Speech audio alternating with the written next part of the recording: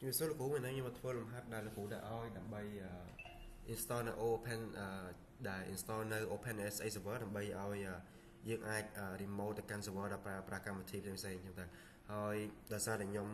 update ហើយនឹង install OpenSA server ហើយចឹងខ្ញុំធ្វើការ remove វាវិញហើយខ្ញុំ check status សិន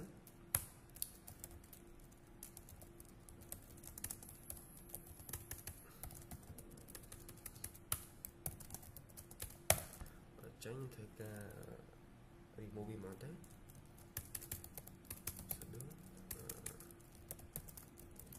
remove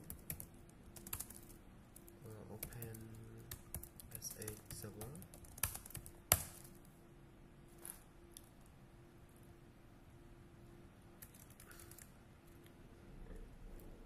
remove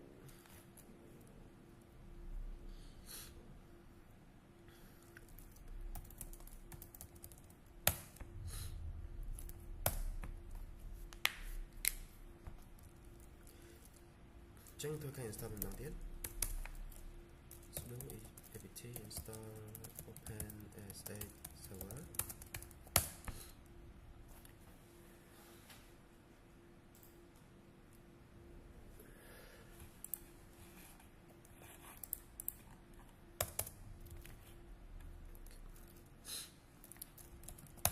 ចឹងបន្ទាប់ពី install OpenSA server ហើយខ្ញុំនឹងធ្វើការ enable នៅ OpenSA server ហ្នឹង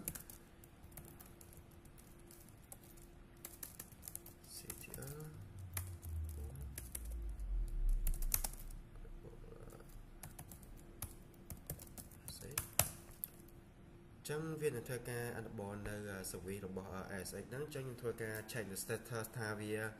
enable ឬក៏ disable ចឹងធ្វើការ sudo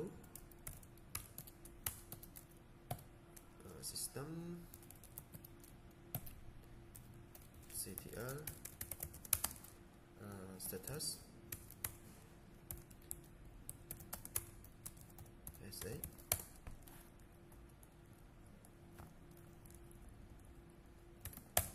ok ចឹងវានឹង enable ហើយចឹងខ្ញុំធ្វើការ allow នៅ firewall របស់ ASX នៅ port 22ហ្នឹងចឹងធ្វើការ sudo usw allow ASX បន្ទាប់ហើយយើងធ្វើការ change នៅ IP របស់វាចឹងធ្វើការ remote យកមកទៅ 192.168.98.129 sorry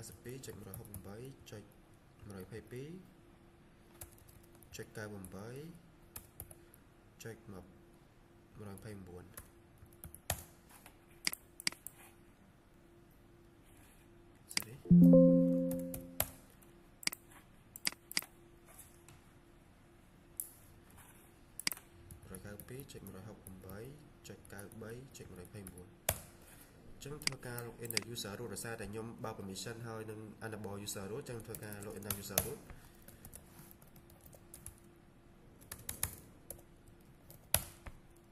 ចឹងបន្ទាប់